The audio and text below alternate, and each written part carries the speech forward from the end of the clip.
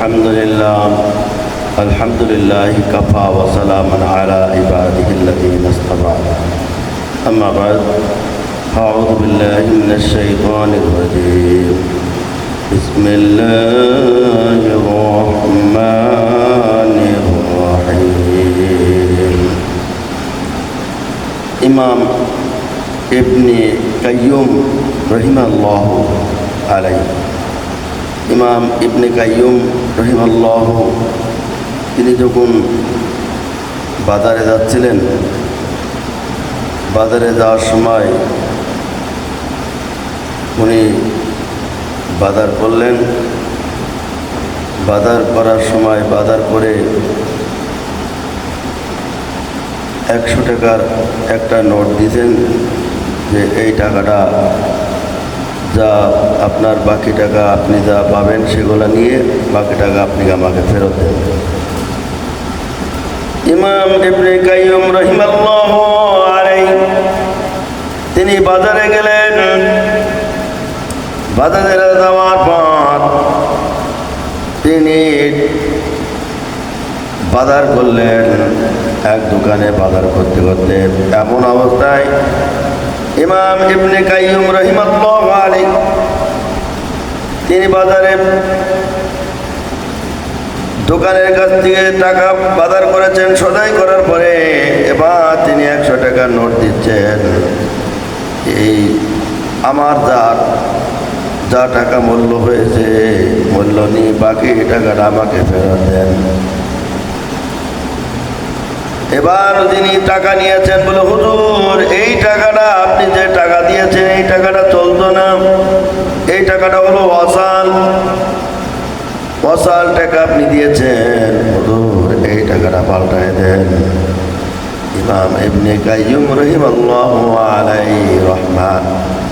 আলাইহি রহমা তিনি কি করলেন, ওই টাকাটা হাতে নিয়ে অজ্ঞান হয়ে পড়ে গেছেন, হুঁশ নাই তিনার। তিনি যখন হুঁশ নাই, হুঁশ অবস্থায় ইমাম ইবনে কাইয়ুম রাহিমাহুল্লাহু রহমা এবার হুঁশ লোকজন তাড়াতাড়ি তাকে পানি টানি ঢাললেন। ঢালার পরে হুঁশ ফেরানোর পরে দোকানদারকে বকা দেয়, তুই ইমাম সাহেবকে কি বলেছিস? ইমাম সাহেব কি কারণে এরম হলো? ওই দোকানদার বলছে আমি কিচ্ছু বলি নাই। আর ইমাম ইবনে কাইয়ুম রাহিমাহুল্লাহু আলাইহি রহমা তিনি বললেন আমাকে কিছুই বলে নাই, আমি বাজার করতে টাকা দিলাম, 100 টাকার একটা নোট দিয়েছি, এই টাকাটা উনি বলতে হুজুর আপনি যে টাকা দিয়েছেন এই টাকাটা হলো ওয়াসাল, এটা চলতো না, এই টাকা চলবে না। আমি টাকাটা হাতে নিয়ে চিন্তা করলাম আমারও তো এরকম আমারও হায়াত আছে, একটা যে হায়াত আমারও তো একখানে 100 টাকার নোট একটা হায়াত আছে। এই হায়াত যেদিন আমারও এরকম আমার হায়াত ফুরিয়ে যাবে, যেদিন অচল হয়ে যাবে, আল্লাহ বলবে যে তোমার এই হায়াত অচল হয়ে গেছে, আর চলতো না, আর চলবে না। সেই দিন আল্লাহ রাব্বুল আলামিনের কাছে আমাকেও চলে যেতে হবে। আর সেই দিন আল্লাহর কাছে আমি কি জবাব দেব, এই চিন্তা তিনি করেছিলেন। মানুষের হায়াতের মওতের চিন্তা কেউ করে না। বিসমিল্লাহির রহমানির রহিম আল্লাযী খলাকাল মাউতা ওয়াল হায়াতা লিয়াবলুয়াকুম আইয়ুকুম আহসানু আমালা। আল্লাহ রাব্বুল আলামিন বলে, ও বান্দা তোমাকে আমি হায়াত দিয়েছি, আমি আল্লাহ রাব্বুল আলামিন মওত দিয়েছি, আমি হায়াত দিয়েছি আমি আল্লাহ। আবার আমি রব্বুল আলামিন যে কোনো মুহূর্তে আমার যখন ইচ্ছা তখন আমি দুনিয়া থেকে নিয়ে নেব। একটা বার যদি আমরা চিন্তা করি বান্দারে, হায়াত দিয়েছেন আল্লাহ, মওত দিয়েছেন আল্লাহ। ওমা মিন দাব্বাতিন ইল্লা আলা ইলাল্লাহি রিজকুহা।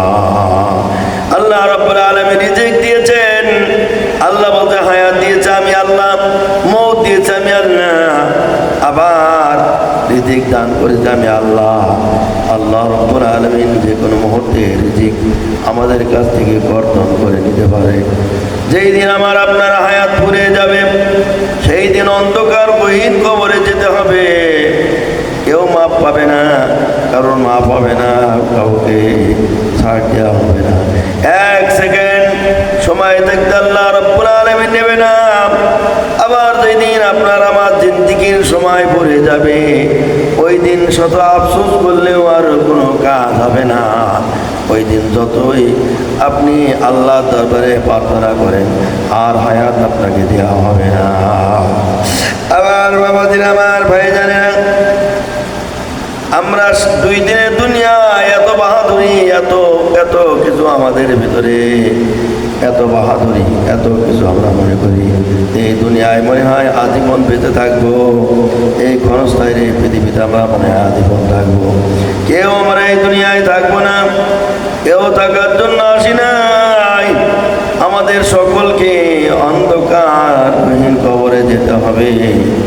আর যাওয়ার আগ দিয়ে যদি আমরা আমল নিয়ে যেতে পারি তাহলে কাজে লাগবে, আর আমল যদি না নিয়ে যেতে পারি তাহলে এই ক্ষণস্থায়ী পৃথিবীতে আমরা যে কয়দিন বাঁচবো, যে কয়দিন থাকবো, যদি আমরা আমল না নিতে পারি তাহলে জিরো হাতে দুনিয়ার পক্ষ থেকে বিদায় নিতে হবে। বন্ধুরা আমার, এই জন্য বলি, আমরা আল্লাহ রাব্বুল আলামিন আমাকে হায়াত দিয়েছেন, এই হায়াত আমরা ভালো কাজ করব। এই হায়াত দিয়েছেন আল্লাহ, ওই হায়াতের দ্বারাই আমরা যেগুলা অন্যায় পথ, ওই পথ পরিহার করে চলব। কারণ আল্লাহ রাব্বুল আলামিনের কাছে একদিন যেতে হবে, আমাদের সকলকে যেতে হবে, কেউ আমরা মাপ পাবো না। কারণ আল্লাহ রাব্বুল আলামিন প্রত্যেককে নিবেন, কুল্লু নাফসিন যায়িকাতুল মাউত। প্রত্যেক প্রাণীকে মৃত্যুর ওই কঠিন যন্ত্রণা ভোগ করতে হবে, মৃত্যুর আস্বাদন গ্রহণ করতে হবে। কেউ মরণ থেকে রেহাই পাবে না। পালাবে কোথায়, ভাগবে কোথায়, জায়গা নাই, পালানোর জায়গা নাই। সকলকে কবরে যেতে হবে। এই কবরে যাওয়ার আগ দিয়ে আমরা যদি আল্লাহ রাব্বুল আলামিন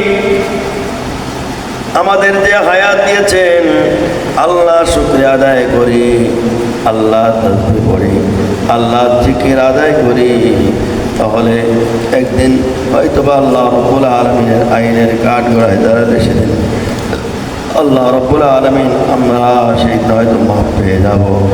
আর যদি আইনের কাঠগড়ায় দাঁড়াতে হয়, আমার আপনার জিন্দেগির সময় যদি অপচয় করে যায়, কাজ ভালো কাজে ব্যয় না করি, তাহলে সেই দিন আল্লাহর আইনের কাঠগড়ায় জবাব দিয়ে সম্মুখীন হতে হবে।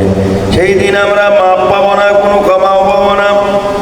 এই দুনিয়ার বুকে ক্ষণস্থায়ী পৃথিবীতে সকলেই চলে যাব অন্ধকার গহীন কবরে। কবর কাউকে ছাড় দিবে না। 1 নয় 2 নয়, 40,000 বছর কবরের ভিতরে অতিবাহিত হবে। এই সময় আমাদের কবরের ভিতরে কাটাতে হবে, অন্ধকার কবরে, গহীন কবরে, যেখানে কোনো আত্মীয় স্বজন থাকবে না, যেখানে কোনো কিছুই থাকবে না, যেখানে একমাত্র আল্লাহ রাব্বুল আলামিন আপনার পাশে থাকবেন। দুনিয়ার বুকে যদি আপনি ভালো কাজ করে যান, এই ভালো কাজগুলি আপনার সঙ্গে থাকবে, আমল আপনার সঙ্গে থাকবে, আমল হবে আপনার বন্ধু। আর যদি ভালো কাজ যদি আপনি না করে যান, ভালো আমল যদি না করে যান, তাহলে এগুলি আপনার সঙ্গে হবে না। সেই দিন আপনার কবরে আপনি একা একা জবাব দিয়ে সম্মুখীন হতে হবে। সেই দিন যখন আপনার জবাব নেওয়ার জন্য আসবে, মানকিন নাকির ফেরেশতা আসবে, মান রব্বুকা ওয়া মা দীনুকা ওয়া মান নাবিয়্যুকা। যখন আল্লাহর পক্ষ থেকে প্রশ্ন করার জন্য আসবে, অথবা আপনাকে প্রশ্ন করবে, আর আপনি যদি প্রশ্নের জবাব না দিতে পারেন, তাহলে কবরে আপনাকে ছাড় দেবে না 2 দিন করে মাটি।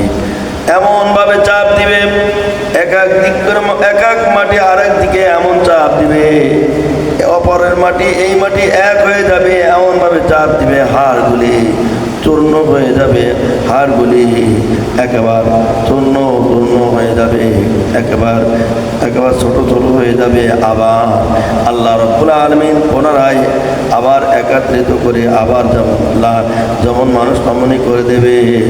এরপরে আল্লাহ রাব্বুল আলামিন বান্দাকে যাতে তার শাস্তি অনুভব করতে পারে, শাস্তির জন্য আবার যেমন মানুষ তেমনই করে দেবে, আবার ওইভাবে কবরে চাপ দিতে থাকবে।